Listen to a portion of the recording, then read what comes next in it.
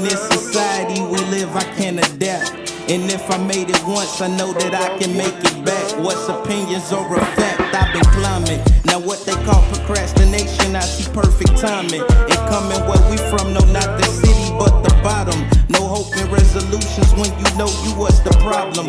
I told Dre it ain't like I'm really done with lectures, so I done what's best for me. You ain't a failure for investing in your dreams. And when that day should come, I earned it all relentlessly.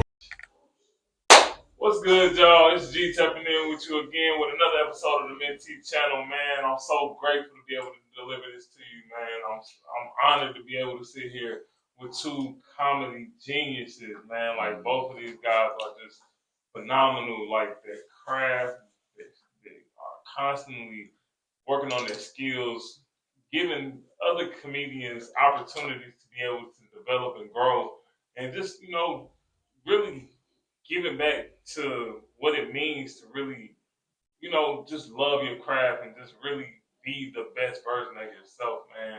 And of course, and they make people laugh for a living, so their main focus is constantly just making sure that they're doing good and pouring good into the community. And so, man, without further ado, I give you my brother Jiwan, Kapp, and Peets. Hey, what's up? I'm glad to be out here on the Mentee channel. Y'all, I can't speak for y'all, but I'm a fan, man. Shout out to Jared for what he's doing. And now he about to be doing some comedy this month. So so I'm excited about that, man. Then I'm out here with the young guy, Mr. Ethan Peets, one of the futures out here in this comedy game, man. A beast. We're on location at a comedy show. It's the after party now. Just had an amazing show. Great show. Yeah, great show. Great crowd. Where we getting started at? What? Man, and so just, where did it get started for you? What made you say comedy is it? Like, because there's funny people in the world, but it's not many people that know I can be funny, but I can also make money off of how funny I am. Facts. Well, I ain't gonna lie, I always wanted to be a comedian. Like, since I've been small, like, just watching Comic View and Def Jam, I used to sneak and watch that. And I knew that's what I wanted to do. I was naturally silly, but I didn't think it was possible. One of my neighbors, her name is Miss Yvette Nixon.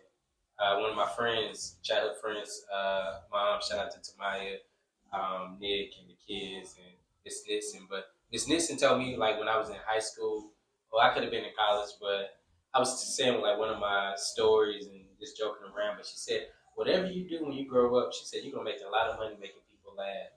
And that stuck with me after I dropped out of college when I was doing A&T. And I Googled open mics. And I didn't even know that Greensboro had a comedy club. So I went to the Greensboro Comedy Zone. And I was just amazed and inspired that it was like local, normal motherfuckers like me on stage. And the first time I went up there, I killed, and comedy became a drug that I just kept on going to week after week after week. And then I do say a drug because comedy sometimes don't love you back. You putting so much money into it. My family thought I was on drugs because I never had money, because all my money was really going to comedy. I was paying to get on mics. I was paying crack. Yeah, my mama was like, "Are you on that shit?" Like, because I would never have any money, not knowing that comedy to make you sell your TV like crack. Yeah, crack make you sell your TV. To get comedy to the make stage, you sell your TV too. That's how dedicated you are. Like, I had to get gas to go to mics. I go to different cities or whatever. And then I start producing my own shows though too. That's how I got into the business. That's how I started learning that I can make money off this. Cause I started doing the math. Like, I got all these people out here, and I only got $20, $20. That's like, like $20 for you. Like, that shit was cool. That shit ain't cool. So I started doing my own shows, and I paid myself first. And that's when KnowKapp was created, giving others opportunities first. And that's what I live by, giving others opportunities first. Ryan Davis, he's associated with Goof Camp. Christian Johnson's associated with Goof Camp. Austin Cook, Darren Fleet. So many funny motherfuckers like that's assigned, associated with Goof Camp. And I like to say I don't like to call myself the gatekeeper. I call myself the gate opener because I'm opening up that gate for you. But I can't guarantee you what's gonna happen beyond that gate except for joy and opportunity. I can't guarantee you that you're gonna be funny. Can't guarantee you that you're gonna be, make a lot of money, be a millionaire. I can guarantee you there's gonna be a lot of opportunities that's gonna come your way and a lot of joy. And a guy who I seen it from the beginning, I'm actually sitting beside him because I watched this dude when he was 18. Okay. 18. This is the future right here. Okay. Yeah. And I knew it though. When I watched him on stage, I was like, he got it. And I just wanted to let him know, and I let his dad know, he gonna be a beast if he keep on going. Don't stop. Don't stop. Don't stop. And we can kind of segue into what made you go into comedy? How did you even know that this was something that you wanted to do? At 18, bro. It's like I knew it from the jump, like since I was born. Mm-hmm. Like, cause I was born from my mom was Christina Little. She's like a family's favorite. It's like my mom's Christina.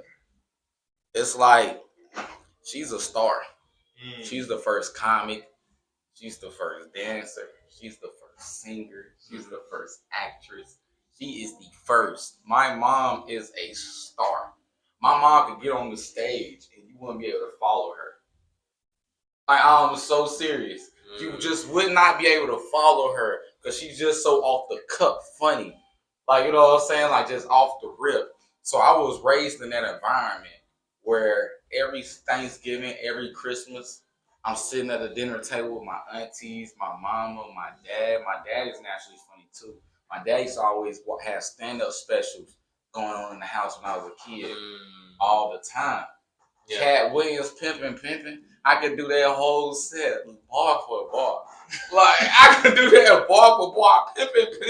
When he had the green suit, nigga. Yeah. Like, you know what I'm saying? I could do that bar for bar. Yeah. Like, I'm so serious. And I remember when he had cable or the internet, none of that. And the only CD that I had was a Chris Tucker CD that had Friday on it, Money Talk on it, The Fifth Element, shit like that. That was it. And I was circulating from that every day.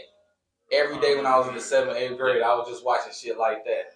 You feel me? And I always thought I was going to be a basketball player. I'm not talking about on the stage. I ain't going to make the team. You know what I'm saying? I thought I was going to be a basketball player. But I took speech and debate in 11th grade. Speech and debate 2. Because I took speech and debate 1 in the 10th grade. But I was still nervous and shit. Like, I was introverted. You know what I'm saying? Very nervous. But speech and debate 2, my homeboy from the neighborhood was in the class with me. And goddamn, that's like my brother. Yeah. So I was able to be myself. So I was in that class and I was going crazy. And I'll never forget my teacher, Mr. Ames. I was ripping. I did a project on comedy and stuff. And I was talking about Martin Lawrence and all that. At the end of the day, he was like, you can make a lot of money in that. It was like, you need to do that. Yeah. You know what I'm saying? Because I always had the class crying. You know what I'm saying? Like, the class would be crying. You feel me? So I used to do that. And when I graduated high school, I never forget, we had Midnight Diner. It ain't called Midnight Diner no more. Yeah, we was at Midnight Diner. My aunt, she looking at me. My aunt is like my second mama. My aunt Tammy, she raised me. Because my mama, my aunt, that's my mama number 2, for real, my aunt Tammy. Yeah. You feel me? Like, she raised me. Yeah. Because my mama, goddamn, ain't had the money like that. She couldn't really take care of me at a certain age when I was in 3rd grade. So I lived with my aunt. You feel me? Because it's 5 of us. So I live with my aunt. And it's like, my aunt is always funny and all that, whatever. But after high school, I graduated. She like, what you about to do? What you about to do? You ain't enrolled in no colleges. Yeah. You ain't doing this basketball ain't working out. What you about to do? What you about to do? Figure it out. What you about to do? Figure it out. Like, figure it out type. You feel what I'm saying? Yeah. And I was like, all right. So I went to Atlanta. And I worked with my granddaddy because he has a lawn maintenance company. So I worked with him and I was like, I'm about to stack my money up. I'm about to buy an iPad. I'm about to buy a camera. And I'm about to do YouTube. That was my mindset. I'm about to do YouTube. So I bought the camera, bought the iPad, bought the laptop, all that, and I was doing like YouTube videos with video games type. I came back to Charlotte, and it's around like July. All these kids are moving into the dormitories of college and shit, and I'm over here watching Will Smith, Kevin Hart motivational videos. 3 o'clock in the morning. That's what I'm watching every morning. 3 o'clock in the morning. That's what I'm watching. You feel what I'm saying? And then Kevin Hart was telling his story and stuff like that, and everything he was saying related to me. I'm like, yo, I can do comedy. So I got down was writing stand-up material 3 o'clock in the morning. 3 o'clock in the morning, I'm writing material, watching Martin Lawrence on Def Jam. If you watch my hosting, like my hosting type chops, it's like Martin. Yeah. Like when I'm hosting, like at Hayes, niggas will be in there stomping. They'll be in there going crazy like that Def Jam. Like no cap. Like no cap. I believe it. No cap. That's how they be going. Like, cause I watched and studied Martin so crazy. You feel me? So I was writing material and I was like, all right, how do I do stand up? So I was looking at stand-up comedy clubs in Charlotte, and I seen Comedy Zone. And Debbie, her email was connected to it. So I hit up Debbie and was like, yo, can I do comedy? Can I do stand-up? You know what I'm saying? She was like, are you a new comic? And I was like, yeah. She was like, can you commit to 3 minutes on August 4th? Da, da, da, da. I'm like, yeah, I commit to 3 minutes. I got down, wrote my 3 minutes. This is where I learned comedy. Because all the comedy that I studied, everybody sounds the same. Like talking about the same topics. They talking about this, they talking about that. So I'm like, all right, so everybody's just taking the same topics and they wording them their own way. You feel what I'm saying? So I was watching stand-up and Chris Tucker inspired me the most. Where he was like, goddamn, he was like, when you graduate high school, you that nigga in the house. Like, you know what I'm saying? You just that nigga in the house. So I reworded that. You know what I'm saying? And I goddamn did that bit kind of on the Comedy Zone stage. Everybody weak out that motherfucker. Ain't nobody checked me for it or none of that. Yeah. But I had my own joke after that too. And that killed even harder than that first one. Yeah. You feel what I'm saying? But I did it again the next day because Tyrone Burston, after the show, he was like, yo, you're funny as fuck. Long as Jiwan. They was like, yo, how long you been doing comedy? I was like, this is my first. They was like, how long you been doing comedy?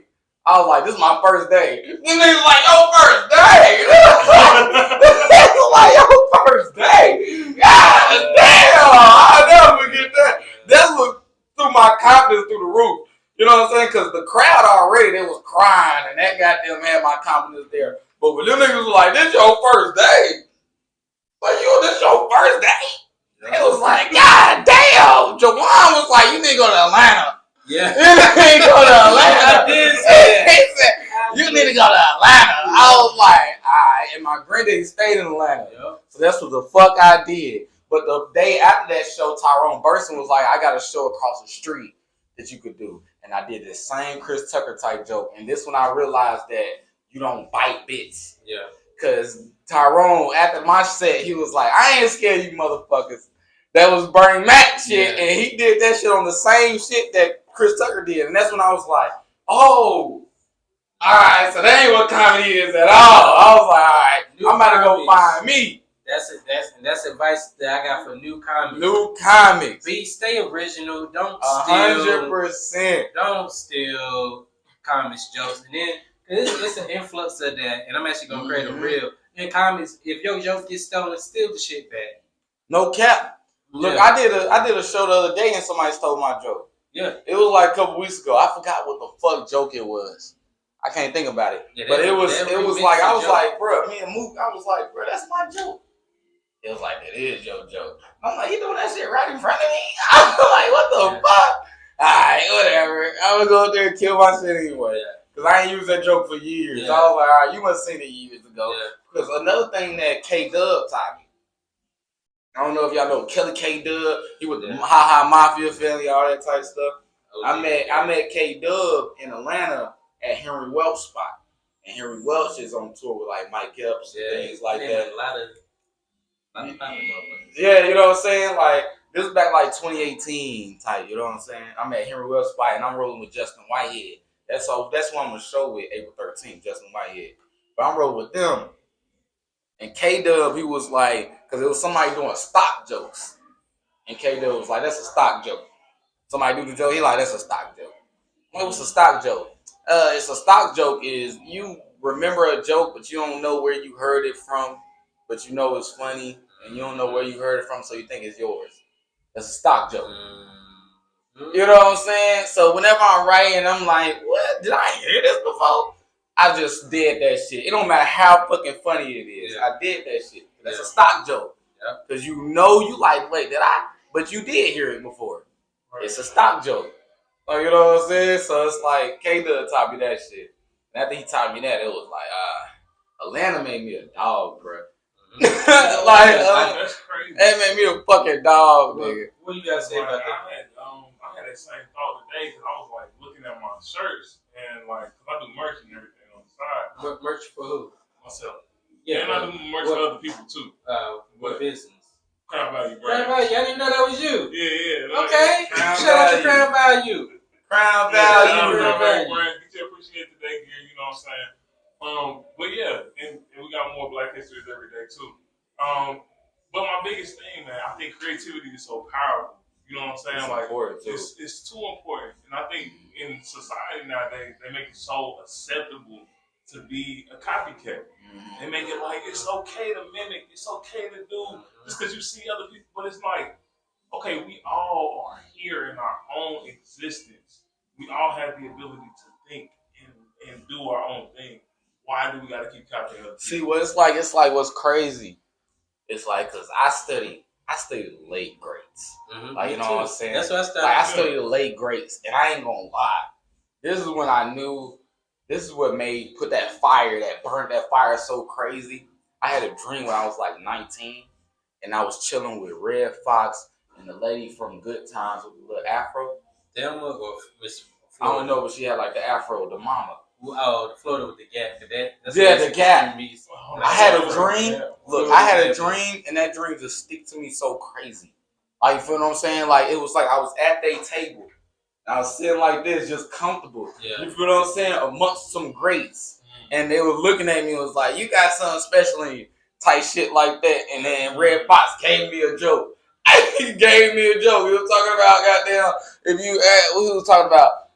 Damn, we was talking about taking a girl to prom or some shit when he was high school. And he was like, all you need is a mouthful of saliva and something else. And I was like, basically what you're saying is you got a girl that she just need to be ready to suck some dick and pay for her own ticket. Yeah. I said something like that. He started crying. He was like, you can have that shit. You can have that joke. Like, and it was really Red Fox type. And it's like, I had multiple dreams where I'm just surrounded by greats. Yeah. You feel me? Like, I'm just surrounded by greats. And it's like, I just have a feeling like I belong type shit. Yeah. Like, it's just like, it's like a belonging. Like, it's just like a comfortability. You know when you're in a room, you're around motherfuckers with the energy ain't the same as you. Yeah. You just feel like, I need to get the fuck out of here. Yeah. And that energy is real. But you can even have that in your dreams. Yeah. I had that energy where it was like, I'm meant to be at this table. Yeah. And they was goddamn looking at me like, well, we fuck with you. Type, you feel me? So after that day, I ain't never looked back. I would say I'm the same way though.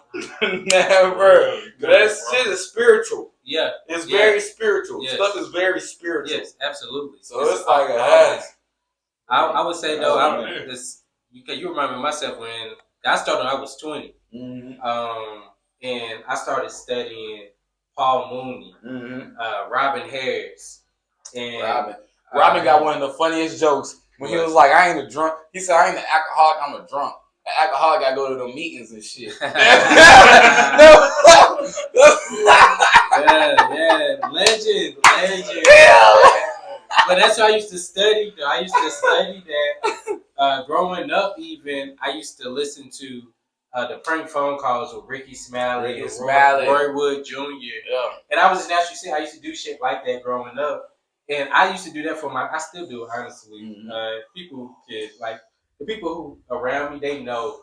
I will call you randomly. I probably ain't talked to you in years, but you kind of know who I am because you catch on to my voice. But I just randomly do prank phone calls just because I want to laugh for the day and I'm bored. But you study the greats, and then gotta study them. Yeah, you gotta study them. You have to study them. I was fortunate to be around some of the greats coming up because they got this thing. It's kind of different now, but you find a headliner. You know who headlining? If you want to get some stage time, you has to be their driver. To drive them to the shows and whatever. Yeah. Sometimes driving, like my first headliner who I was down fucking with, technically was T-Ray Sanders. Shout out to T-Ray out in Atlanta. But who I started fucking with was Nick Lewis. Back in 2015, I was his driver. And taking him to shows. I wasn't getting paid no money. I was getting a lot of wealth and knowledge. My payment was chicken wings and free drinks. That's how I got paid. And being a hungry comic, we ain't making no money or whatever. So I was grateful this to even be eating after I get off stage or whatever. But being in that car, them car rides was the most memorable because you start learning shit. Like when doing stand up, it's all about the rhythm of how you say the joke. 100%. It's like poetry. Yeah. That's literally what it is. It's like catching the cadence. Yep. You know what I'm saying? Yep. It's like that's all comedy. And y'all can look. Y'all can go type in Jiwan Kapp on YouTube. You can look at a set from 2010, and I'm saying the same joke now, and it's not hitting like it was back then. All because I changed how I paused a little bit, how I said the word. My granddad died twice in a week, and that's how I got fired from my job or whatever. I still say that same joke years ago, and it really wasn't hitting. I just, my granddad died twice in a week.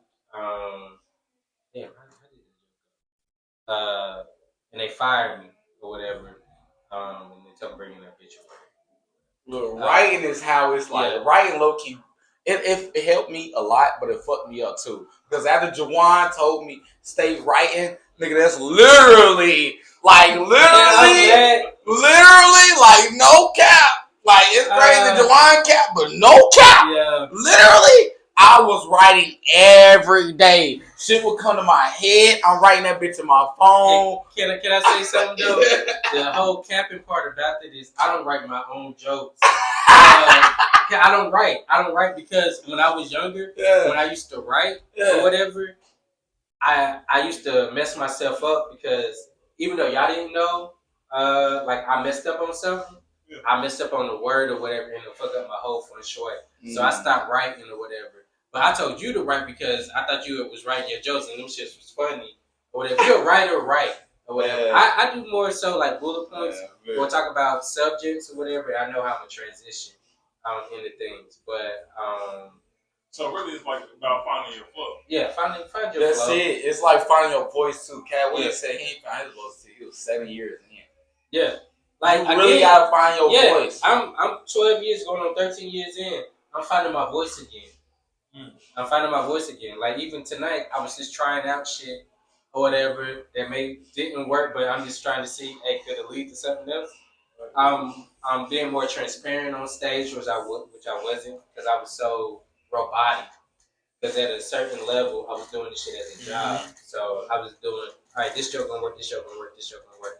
Whatever. And I wasn't doing improv shit, freestyling shit like he was, which that come with finding your voice. That's the advantage I feel like I had too, because I feel like I found my voice when I was like 11 years old.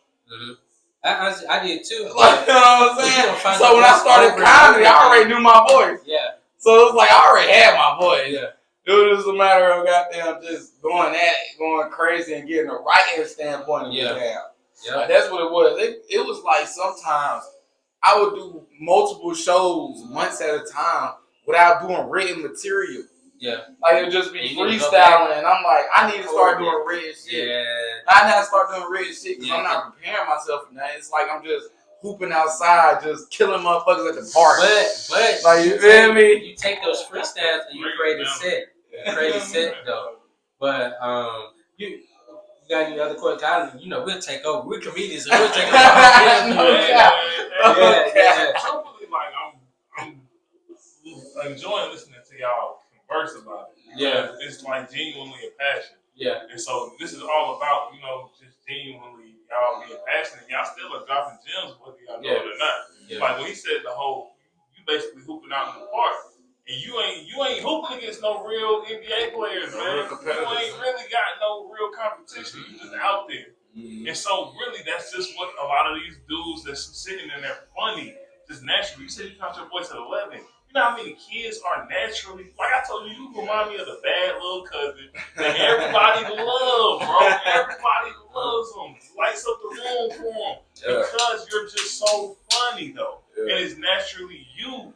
Like, but it's so many kids that have that skill and ability, but they don't think I can make money off of comedy doing that. That's their environment. Like, motherfuckers in their family, their mom, their dad will put them down, things like that. Look, I can tell you, look, no cap.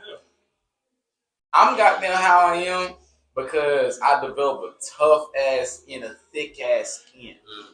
Like, because as long as I remember my little cousins that stayed with us. They stayed with us when I was in the first, second grade. They used to try to bully me in the fucking room. They used to tag team me. Like, they used to be slinging jokes at me. You know what I'm saying? They used to be like, eat that pizza hut, shit like that. You feel what I'm saying? Tag teaming me. And I didn't know how to take jokes. And it was just like, what the fuck? I'm going to beat y'all ass. I used to try to fight them. And then I got older and I used to like just focus on like being funny. Like, you feel what I'm saying? Fuck crying. I'm going to be funny. You feel me? I'm not finna cry over this shit no more. Like, it's like all my life. My first comedy show at the Comedy Zone, my dad told me, he was like, if you're not funny, I'm gonna be funny on the way home. That was before my first show ever. I'm like, what the fuck? I was like, say less. And I went in the room and looked over my material again. Like, what the fuck? No, I'm about to kill him. Like, I just knew it. I just knew off the rip. Like, I'm about to fucking kill him. Because everybody was telling me. And then after my first comedy show ever, my aunt was in there. My aunt Tammy, I was telling you, my second mama. She was in the stage. She was in the fan with the people and stuff, all that. After that, I'm at my grandma's house. I'm about to cut her grass. And I'm talking to her. And she was like, I'm going to give you a year. That's like my mama. So whatever she says, she really has authority. I'm going to give you a year. If you're not doing nothing, if you're not progressing in comedy in a year, you're going to be on somebody's campus. That's literally what she said. If you haven't progressed in comedy in a year, you're going to be on somebody's campus. I don't care what you say, you're going to be on somebody's campus. I left my grandma's house like that. But before that, I put it in perspective for her. I was like, listen, it's two tunnels in life. It's a tunnel where you look down the tunnel and you see the light at the end of the tunnel. You know it's at the end of that tunnel. That light is shining through the tunnel. The tunnel not dark. You can see the holes. You can see the spikes in the wall. You see everything you need to avoid. You can see the little snake. You see it all. And that's the tunnel y'all went down. The tunnel I'm going down at Tammy, you can't even see the light at the end of the tunnel. The only thing that you see at the end of the tunnel before you walk in that tunnel is an old man walking out that tunnel, smiling like, yo, the grass is the greenest it's ever been over there. The sun is the brightest. The skies is the bluest. Never go to the light. It's an old man that walking down that tunnel like, yo, that's the tunnel you need to go down. Chase your purpose. And that's the tunnel I went down. I can't see the holes. I'm falling in them, getting myself out of them. I can't see the spikes. I'm running in and patching myself up, and I'm still going. I can see the light now, though. Now I can see the light. I see how green that grass is. I see how blue that sky is. I see it. I see it because I started so early and so young, where it's inevitable. And you ain't quit. It's inevitable. Like, I see it. You know what I'm saying? That old man is still yelling at the end of the tunnel, like, keep going, keep going. And that old man in my dream was Red Fox. I feel like that's who's pushing me. Like, no cap. Like, no cap. I feel like that's the man who's pushing me. Like, for real. Because why the freak would God give me that dream? Like, that's the man who's pushing me. Like, his spirit connected to mine and was like, yo, this kid got it. Like, no cap. And that's how you know. And honestly, that ain't nothing but him getting the confirmation from the comedy guys that, hey, got it. No cap. You gotta realize that this man, he's still young man, ain't even reached his prime. I've been doing it for 12 years. I haven't reached my prime yet. You gotta and I see so much in him that I see in myself. And what's crazy, when I first started, the first dude who told me that I reminded me of him when he first started was Chico Bean. Chico. Shout out to Chico Bean. Because he dropped a lot of jewels when I first started doing comedy. He a Greensboro native, ain't he not a. He started out in Greensboro or whatever, and he was hosting the open mics at the Comedy Zone. Yeah, but he went to school in 170 State and really got his comedy career starting out there in Greensboro. But he used to host the mics where it'd be 3 people, me, my dad, and whoever else or whatever in the audience. He'll host the hell out that show like it's 100 people in there. Yeah. That's when I learned, like, it don't matter what the size of the crowd is, you know, still produce that funny, still, you know, give it your all, do your thing, that stage show therapy. Utilize that stage for what it is. Don't focus on the crowd. Don't focus on who not here, focus on who is here. Yeah. You know, that's one thing that I would say. You know, some people, like tonight was, this was the little bit crowd that could.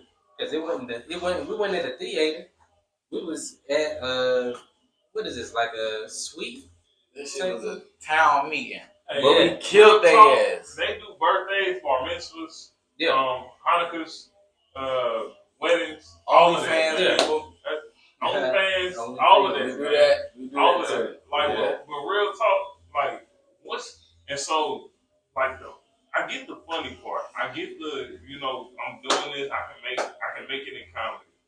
But on the business side, what's some fundamentals you would say you need to have these business-wise getting into the comedy game? Look, before Jiwan, I see you about to rev up. I seen that hand, you about to rev up. Before you rev up, this is all I'm about to say. The only way your business side is going to work is when you treat yourself like a business. Mm-hmm. Yep, like, if you treat yourself like a business, like you're a walking McDonald's, you feel what I'm saying? You treat yourself like a real business, everybody else is going to treat you like a business. Yep. And you start moving like a business and you start investing in yourself. Yep. Like you're investing in yourself for an upgrade, for some milkshakes and stuff.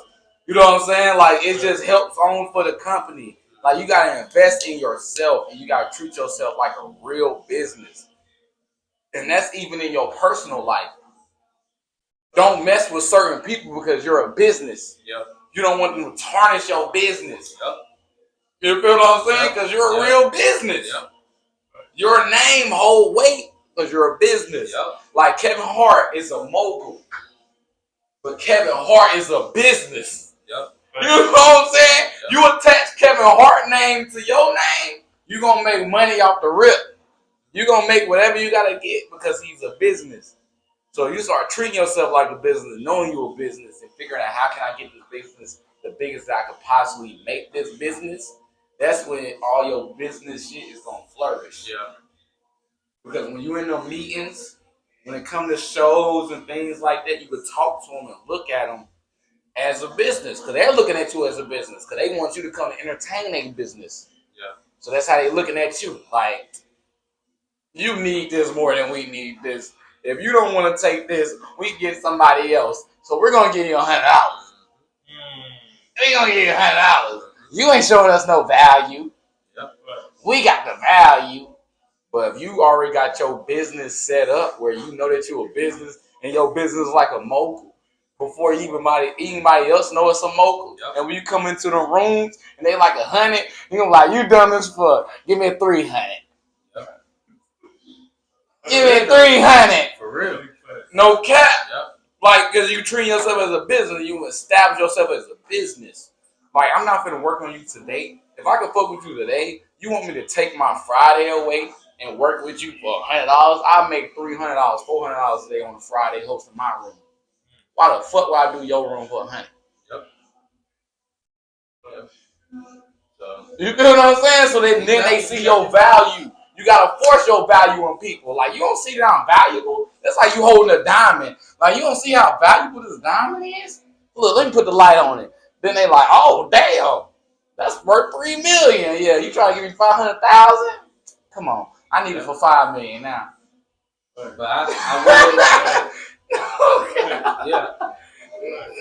force your value on people, but also though too, as he was saying about, you know, forcing your value on people. Yeah, you gotta know your worth. Everybody know their worth. Everybody people who watching this, they know they say they worth $100 million. But sometimes you gotta work to that work. You know, it's a lot of gigs that they ain't gonna give you that 100 million, but you know that you still gotta pay these couple bills. So you gotta, even though you know what you worth, your personal value, whatever you're worth at that time, you gotta go ahead and take it until things come together where you can start asking for more money or whatever. Because we all know what our worth is. But another thing on the business side is for comedy per se. I like to tell people up front, if you want to be a comedian, it ain't no money in comedy. It's money in comedy, but it ain't no money in comedy. Don't come into comedy thinking, I'm about to make this money, I'm about to make this amount, I'm about to make this amount, I'm about to make this amount. Not saying that you can't make certain amounts of money, but you got to know what you're doing it for or whatever. And it got to be a passion. It gotta be a passion. Because I know a lot of people think that they're gonna go straight to Kevin Hart, but that ain't that. Well, like you said, you gotta invest in yourself. It's gonna cost more money than you make sometimes. It's gonna be times where you don't make no money. Yes, a lot of times you ain't gonna make no money, but the feeling of having a great show, amazing show, a feeling of having a dope ass set is gonna top however much money that you're gonna have. I can guarantee you, all these comics who shot their specials for $100 million, that money ain't shit compared to the actual set and how they felt just the night after, the day, the morning after. That also going with goddamn live in the fucking moment. Yeah, it's like it's goddamn. You're building. Look at it like this. I'm building a skyscraper. I gotta build my skyscraper brick by brick by brick by brick. If I look at your skyscraper that you're building, I'm halting my progress on my skyscraper. Mm-hmm. I'm halting my progress because I'm watching you build yours. Yep. Like, damn, he building that fast. Like, damn, he building that with some solid bricks. Yeah. Instead of building yours brick by brick by brick. Yeah. You gotta build yours brick by brick and stay in the moment. Because what's crazy is, if you stay right here and don't go nowhere else, you could propel. Because you're literally the past self of your future self and the future self of your past self. Ooh, can you say that one more time? You are the past self of your future self and the future self of your past self. So it's no reason to stress nothing. Yep. Like I tell my little brothers, they go through so much. Now look at them, I'm be like, y'all don't realize y'all are looking at right now, your big brother is just the past self of a future millionaire. Yep. I'm a future millionaire that's in the past right now. Like I'm my past self. I'm just my young self of a millionaire. So don't ever worry about this struggle. Because I'm not worrying about this struggle. It's only temporary. You know what I'm saying? I'm not worrying about it because I know what we got already. Yep. We got it. You know what I'm saying? And then when we there and you in that present, you're not going to feel the same pain that you were feeling when you was in the past. Yeah. So when I'm telling you this again, you ain't going to feel them same feelings. But I'm going to have them feelings to let y'all know that I'm always in that present. Like, yo, I remember when I told y'all I'm the past self of a future millionaire. Yeah. Here go your keys to your Benz. Go go ride your shit. You know what I'm saying? Yeah. It's it's like, yo, you can hack this because you are your world. Yeah. You control your world. You attract your people. You know what I'm saying? If you was a drug dealer, you a drug dealer right now. You wouldn't be in this room right now amongst comics. Yeah. And amongst comics that's gonna be great. You wouldn't be in that room. Yeah. You will be in a room with drug dealers. Yeah. That's the room you will be in. That is true. Because you're controlling your world. You control your world. 100%. So it's like what you're thinking, what you're doing every day, control that shit the best you can. Whatever you want to be. If you want to be a millionaire, my mentors right now are millionaires. Yeah. When we go to Hayes, my mentor that's going to be at Hayes is a millionaire. Yeah. He is a millionaire. That's how my mentors are. Exactly. I know you surrounded by him. Yeah. It's like you surround yourself by millionaires, it's inevitable you're gonna become one. Exactly. Like you just don't play games with yourself. Yeah. You know what I'm saying? Like just do not play with yourself. So like, I'm about to segue into by you being a mentee of comedy and comedians. What are like some things you're looking forward to this month? Yo, what's good? It's G tapping in with you. I'm so grateful that you've watched this far. These brothers are dropping amazing gems about the comedy game, and they are like just phenomenal to be around, man. It was an amazing experience. And so definitely shout out to Ethan and Jiwan for being on, and to you especially for coming through to learn something new about, a different way to make funds while having fun or being funny. And truthfully, man, I want to give you this answer. However, I really would prefer you to stay tuned. So I'm going to rather show you with my actions rather than my words on this one. And of course, our guests can't leave without dropping the gem. So tune in, keep tapping in. I'm grateful. Like, subscribe, and as always, appreciate today. All right, man. So they stopped the recording on us, man. We was going too hard, bro. Yeah. So, but definitely though, man, I appreciate y'all for coming through, man. I'm grateful for what you all do, for sure, providing people with laughs and just with definitely giving people opportunities to be able to follow their dreams, and you all for definitely chasing y'all dreams and going into that unknown, man. I'm glad you went with the old, man, and not to the light. And so, man, just overall, leave us with a gem. That's what we always ask for. Just leave us with a gem. My gem, again, longevity is key. All right, it can be up today and be down tomorrow, but you gotta still keep on going until you create that wave again.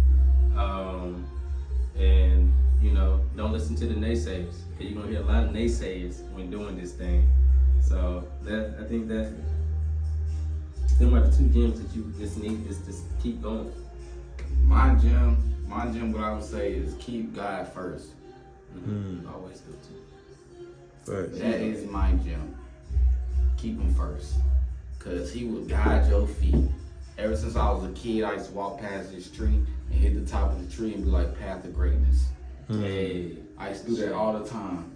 Path of greatness. I had my basketball, path of greatness, path of greatness, path of greatness. Not thinking about what the future is. You just know what you're doing right now is building towards your future. Because who you are today is who you're going to become tomorrow. yeah. You feel what I'm saying? So what you doing today, your habits today, that's who you will be tomorrow. Well, you gonna be rich before 30. Yeah, Like, you already that is. Like, I said that. real. He I gonna told be him rich. I already told him that he was 18, that he's about to get his million. Honestly, he got one way, keep on going the way he's doing. But he don't have his million at 25, 26. It's Like, fine. real, boy. He about to be But like touching he already said, some big dinero. You said that you're already a millionaire. That Yeah, I'm just the past version of a future millionaire. Exactly. That's what I am. So that y'all that seen this video, I'm just the past version of that millionaire that y'all already know. So just go ahead and say, I am a millionaire. I am a millionaire. I Right. am. But who you are today is who you will become tomorrow. So change who you are today. For real, bro. Don't wait till tomorrow. Like, I'm gonna do it tomorrow. If you feel yourself, you smoking, you like, I need to stop smoking. Stop smoking today. If you drink, you like, I need to stop drinking. I'm gonna do it tomorrow. No, stop drinking today. If you being lazy and you procrastinating, you like, I'm gonna stop procrastinating tomorrow. No, stop procrastinating today. You know what I'm saying? Like, you are today who you become tomorrow. As always, appreciate today. Appreciate y'all, man. Thanks for tapping in. Yeah. We out here. He's an artist, baby. Jiwan Kapp, baby. Now let the